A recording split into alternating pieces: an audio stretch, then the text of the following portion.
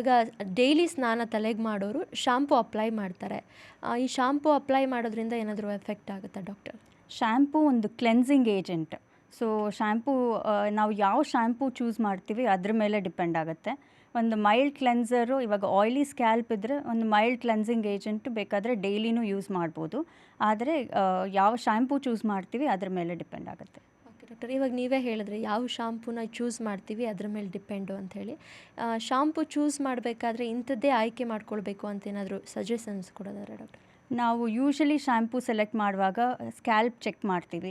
ಏನಾದರೂ associated skin conditions ಇದೆಯಾ, ಇವಾಗ ಸೋರಿಯಾಸಿಸ್ ಇರುತ್ತೆ, ಡ್ಯಾಂಡ್ರಫ್ ಇರುತ್ತೆ, ಸೆಬೋರಿಕ್ ಡರ್ಮಟೈಟಿಸ್ ಇರುತ್ತೆ. ಇವೆಲ್ಲ ಚೆಕ್ ಮಾಡಿ ಯಾವ ಶ್ಯಾಂಪೂ ಸೂಟ್ ಆಗುತ್ತೆ ಅದನ್ನು ನೋಡಿ ಕೊಡ್ತೀವಿ. ಕೆಲವು ಸ್ಕ್ಯಾಲ್ಪ್ ಕಂಡೀಷನ್ಸ್ಗೆ ಮೆಡಿಕೇಟೆಡ್ ಶ್ಯಾಂಪೂಸ್ ಬೇಕಾಗುತ್ತೆ. ಈ ತುಂಬ ಸಿವಿಯರ್ ಡ್ಯಾಂಡ್ರಫ್ ಇರೋರು ಮತ್ತು ಸೆಬೋರಿಕ್ ಡರ್ಮಟೈಟಿಸ್ ಇರೋರು, ಇವರಿಗೆಲ್ಲ ಕೀಟಕೊನೊಝೋಲ್, ಜಿಂಕ್ ಪೈರಥಿಯಾನ್ ಅಂತ ಹೇಳ್ತೀವಿ, ಅಥವಾ ಸೆಲೆನಿಯಂ ಸಲ್ಫೈಡ್ ಇವೆಲ್ಲ ಇರುವಂಥ ಶ್ಯಾಂಪೂಸ್ನ ಯೂಸ್ ಮಾಡ್ತೀವಿ. ಈ ಸೋರಿಯಾಸಿಸ್ ಚರ್ಮ ಸಮಸ್ಯೆ ಸ್ಕಿನ್ಗೂ ಬರ್ಬೋದು. ಅದರಲ್ಲಿ ಸ್ಕೇಲಿಂಗ್ ಜಾಸ್ತಿ ಇರುತ್ತೆ. ಆವಾಗ ಈ ಕೋಲ್ಟಾರ್, ಸ್ಯಾಲಿಸಿಲಿಕ್ ಆ್ಯಸಿಡ್ ಇವೆಲ್ಲ ಇರೋವಂಥ ಶ್ಯಾಂಪೂಸ್ ಚೂಸ್ ಮಾಡ್ತೀವಿ. ಸಾಮಾನ್ಯವಾಗಿ ಶ್ಯಾಂಪೂಸ್ ಚೂಸ್ ಮಾಡುವಾಗ ಇವಾಗ ತುಂಬ ಆಯ್ಲಿ ಸ್ಕ್ಯಾಲ್ಪ್ ಇದ್ದರೆ ಈ ಕಂಟೆಂಟ್ಸ್ ನೋಡಿದ್ರೆ ಗೊತ್ತಾಗುತ್ತೆ ನಿಮಗೆ. ಶ್ಯಾಂಪೂ ಅಲ್ಲಿ ಸಲ್ಫೇಟ್ಸ್ ಇರುತ್ತೆ, ಸೋಡಿಯಂ ಲಾರೆಲ್ ಸಲ್ಫೇಟ್ ಅಂತ. ಅದು ಆಯ್ಲಿನೆಸ್, ಗ್ರೀಸಿನೆಸ್, ಗ್ರೈಮ್ನ ರಿಮೂವ್ ಮಾಡೋಕ್ಕೆ ತುಂಬ ಹೆಲ್ಪ್ ಆಗುತ್ತೆ.